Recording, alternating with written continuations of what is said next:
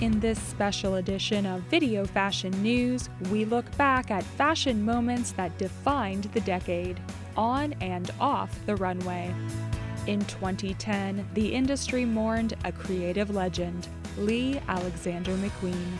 He's a genius. Him not being here this season, physically you feel it. After dominating the stage and the red carpet, Rihanna proved her style savvy is limitless. Even as a child, I remember thinking, she could beat me, but she cannot beat my outfit.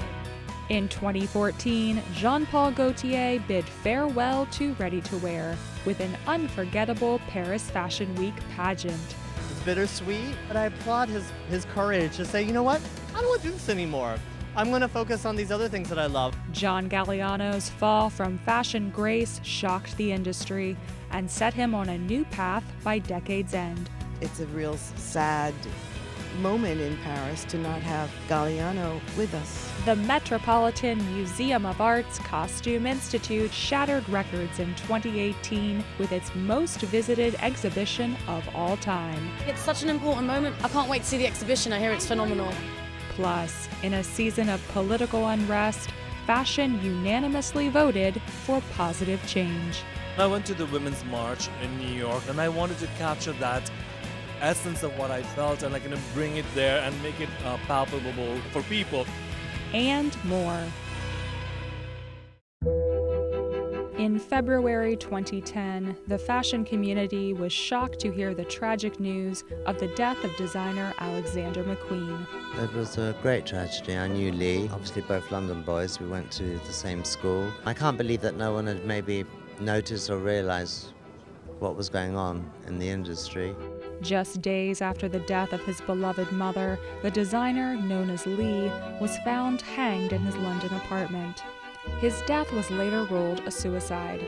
Despite the tragic nature of his passing, it's McQueen's legacy that will endure. The more distance we put between us and his death, the more he'll be appreciated, because I think he was so young that although we all raved about his shows, obviously, because they were such incredible spectacles, I think that sometimes the show stole the show, if you see what I mean. So the show eclipsed the actual clothes. And I think as time goes on, we'll be able to take stock of what he did. He had a really incredible legacy.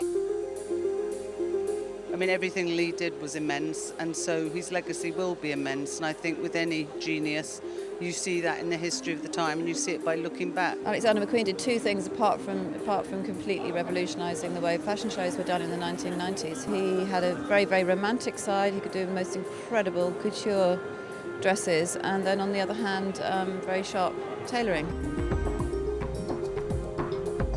Some of the most memorable shows we ever saw and will probably ever see came from McQueen. The way he thought out the whole production, in a sort of broad sweep, and taking in the clothes as just part of the production, was his major standout contribution to fashion. Huge loss, obviously.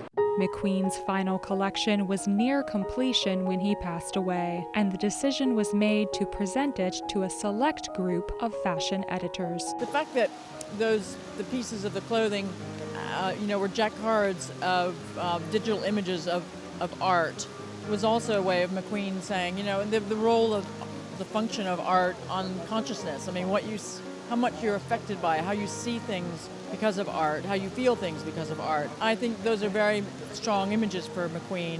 They do deal with things, morality, punishment, death, monstrosity. Those are things that have been part of his work over the last 15 years.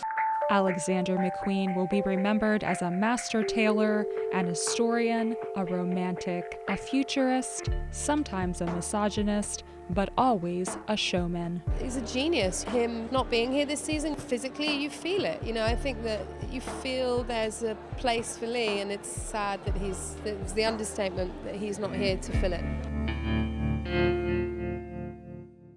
My personal style, I like to do the unexpected. When people go right, I always go left. I like to make it special and just make it a little more edgy, more funky. Rihanna has made headlines for years for her bold, head-turning fashion choices and her trend-setting, innate sense of style. From the red carpet to the front row, as well as on the runway, her incomparable style and talent have won over the fashion crowd and beyond. I love wearing really, really sexy but edgy, which fits my personality very well. In 2014, this celebrity style star was awarded the Style Icon Award at the CFDA Awards, and she shined bright like a diamond on the red carpet, wearing over 230,000 Swarovski crystals. She proves that incredible style can help take a talented young woman from a small island to the world stage. And I am so pleased to present the 2014 CFDA Fashion Icon Award to my tweeting buddy, Rihanna.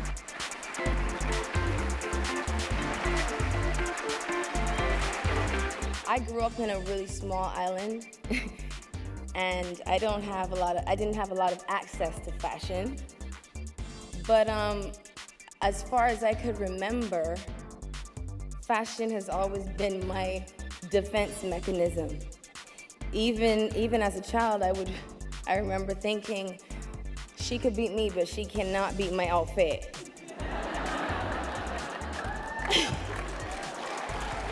And to this day, I mean, that is how I think about it. I mean, I can compensate for all my weaknesses with my fashion.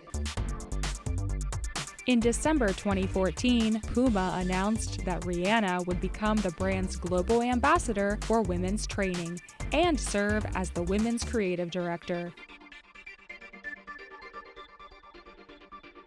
By the end of the decade, Rihanna had also launched her ultra-popular beauty line, her Savage lingerie brand, and her own ready-to-wear label, Fenty, with luxury fashion house LVMH.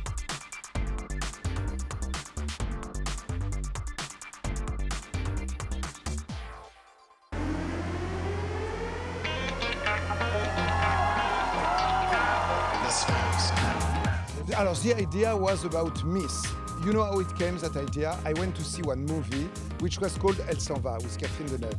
And Catherine Deneuve was doing an ex-Miss Bretagne. I said, I do the contest. Welcome here to the Grand Rex pour l'élection de VMH Genève, Miss Paul Gaultier 2015.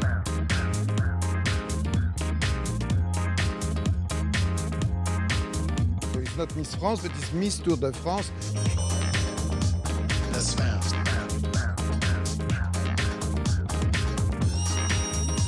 It is Miss Vintage, which were the ladies that were like somewhere, were some old model, you know, that came back at 60 and plus. Please listen carefully. Please listen carefully.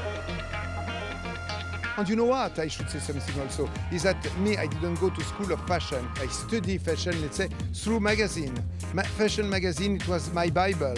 And so I wanted to say to some that we love, all, you know, like Susie Menkes, of course, Grace Coddington, that we love. Franca, which is so talented also. Emmanuel Alt, which is great. Karine. Babetjian, which do the numero, which is fabulous. This is a kind of homage about her, you know, because they have the key of fashion. I loved it. It was so much fun, and it was perfect, pure Jean-Paul. You know, mixing all the elements of his vocabulary together. Yeah, it was very nice because we found again all the Gaultier codes, but what I like about Gaultier is that every season he reinvents new things and new items of clothes. So I think it was a nice goodbye to the ready-to-wear, but you know, it was Miss Jean-Paul Gaultier, so it means we will miss him. Don't worry, because I still love to do fashion show. I love to do fashion show. So I should say that ready-to-wear is not how it was when I started. I love to be free and to be enthusiastic about a project. But I must say that it has to be always creative. If I have not, for me it's not interesting at all. I prefer to do something else. So I don't stop. I love fashion, and fashion is everywhere.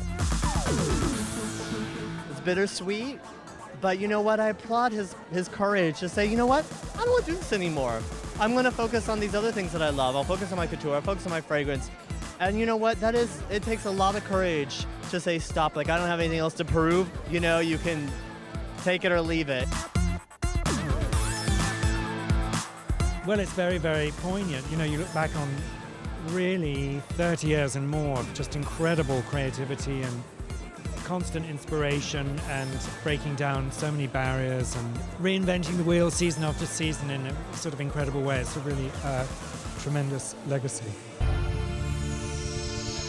Two is Miss Jean-Paul Gaultier 2015. Can you tell us the winner is? So get ready. And Coco's the winner. Yeah, she is. But you have seen how she fell down and the other one jumped on her? Oh!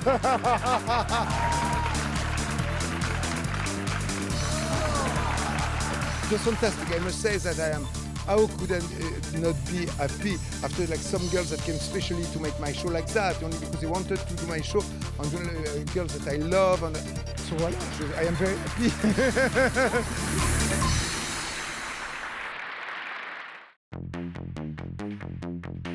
In 1996, designer John Galliano was chosen to helm the iconic French label Christian Dior.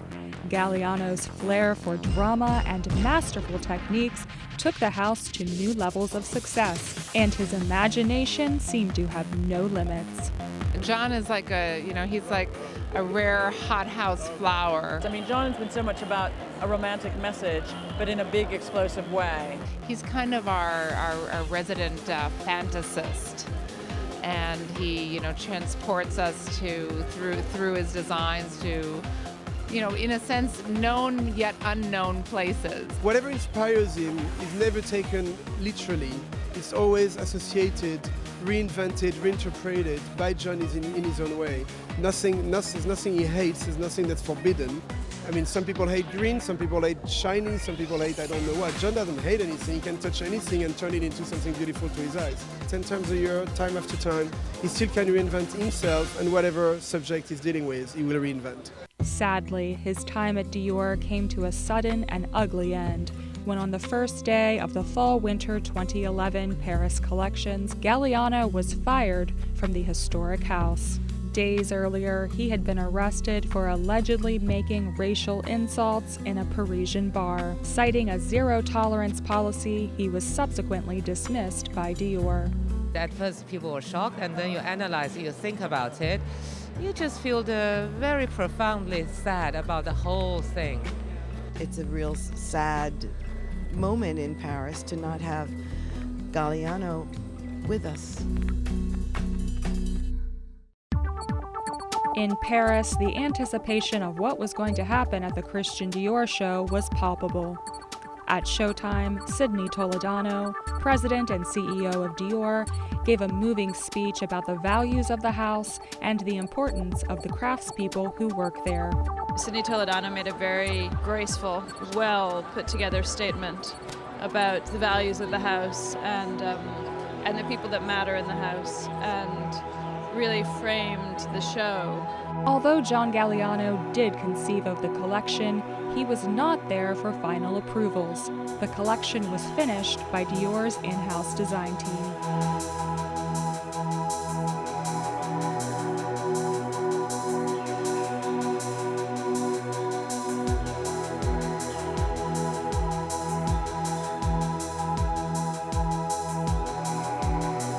You cannot forget all the work that goes in a collection, and I think it was really wonderful to see all the people that work at the collection coming out at the end of the show to take the applause.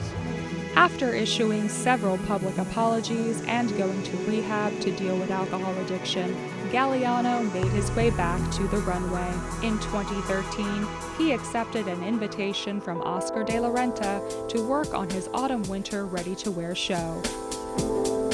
And in 2015, Galliano was hired as the new creative director of Maison Margiela, where he continues to captivate with his awe-inspiring, boundary-pushing designs.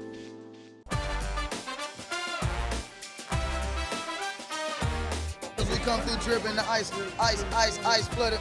Decked out in their Sunday best, the biggest names in fashion and entertainment descended upon the front steps of New York's Metropolitan Museum of Art for a religious fashion experience. The opening night of 2018's Heavenly Bodies, Fashion and the Catholic Imagination. Look at that.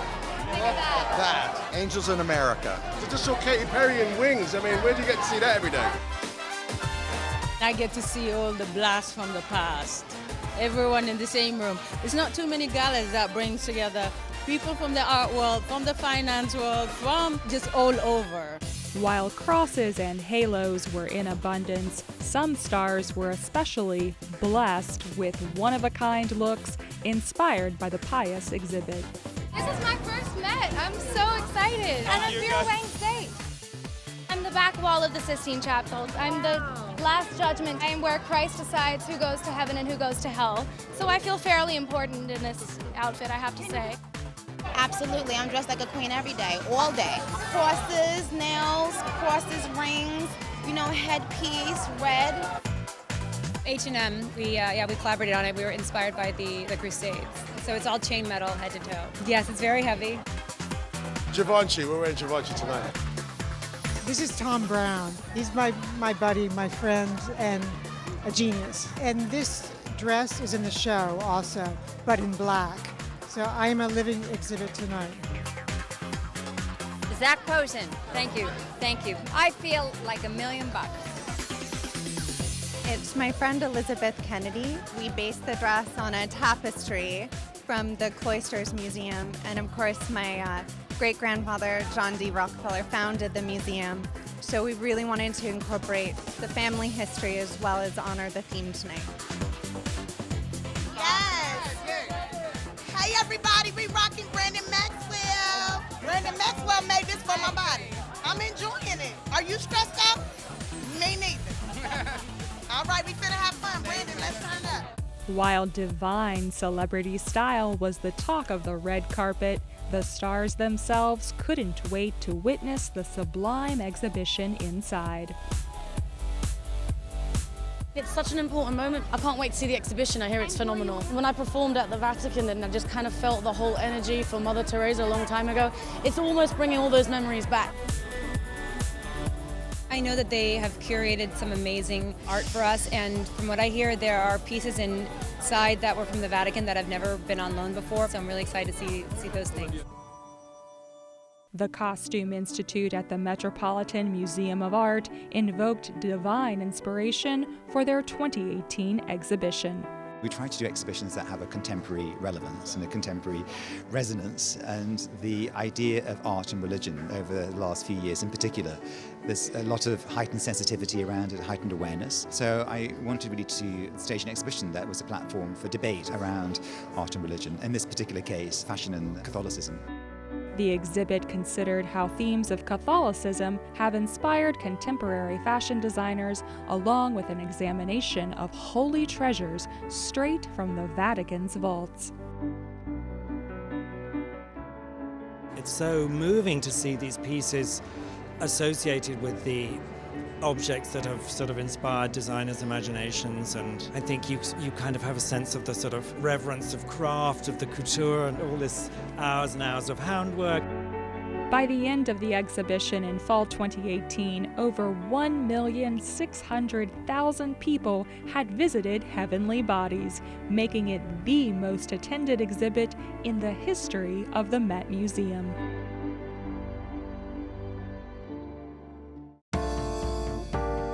In a time of political unrest, fall 2017 saw many in the fashion world using their craft to react to current events around the globe.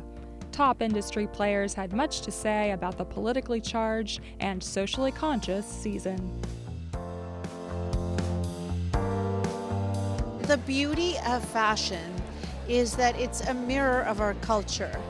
and designers really translate what's going on around us. We're seeing sometimes a bit of negativity on the runway with everything politically that's happening, and people using the runway as a place to post their point of view, positive or otherwise, many times negative. These are very unusual times, and a lot of people, they're sort of trying to process everything, and their way of doing that is through their work and through their clothes. So I'm not sure that I would necessarily call it political as much as I might just call it therapy. I just came from Paul Gaultier's show where the models all had really fantastic, simple white message t-shirts on. I went to the Women's March in New York and I wanted to capture that essence of what I felt and bring it there and make it palpable for people. People cannot deny it's a mountain of women protesting around the world. We really have to fight for women's rights, but we need to fight for all human rights. Let's show it and give strength also to the people that has a lower voice. We saw women marching and it just kind of energized us. We just wanted to add that kind of positive way of doing empowerment, kind of seeing women march but with a smile on their face, just being like their own type of warrior. Bring change with energy through colors in a way. I always think fashion really reflects what's going on in the world. And I really wanted this to exemplify the idea of strength, but strength with a lot of sensuality and a lot of opulence. We're seeing this idea of a very confident woman on many of the New York runways. It's not about making a statement that's splashed across the clothes. It's making a statement when you wear the clothes that you wear them and you wear them with great confidence. And that's really what beauty is all about. I feel like everyone needs a brightening up lately, and this is a great way to do it with makeup, just having fun, being playful, and not caring what anyone thinks. Look at my team, look at the people I employ. It's diversity, it's women of color, and it's inclusive, and that's what's really important right now. I know fashion can sometimes be narrow-minded, but for me, it is always about different people. We all have a responsibility to be accountable for the way that we perceive other people that may be vulnerable or include or not include people. Seeing as we have a platform during London Fashion Week, it's our small opportunity to start a conversation. I think fashion's role in a major way right now is shining our light on how we put out what beautiful is. And to me, beautiful is a wide spectrum of diversity. Beautiful encompasses all women. Identity is the heart of fashion, and it's what makes fashion so transformative and gives us the potential to transform communities, transform people's thinking about each other and themselves. All of that is possible by what you wear. I think fashion designers have an incredible responsibility because young people listen to them. So it's important that they communicate and they say what they think and they stand for what they believe in. These forms of art, whether it's music or arts or fashion, it's a way of uniting us and connecting us, whereas in many ways we might be divided. This is an opportunity to connect in a way that is not anybody's side. No matter your political view, it was clear that people had an opinion and they wanted it to be heard. Fashion and all of us, we don't live outside of politics. And so it's really for each one of us to decide how much of an activist we want to be, what will we stand up for.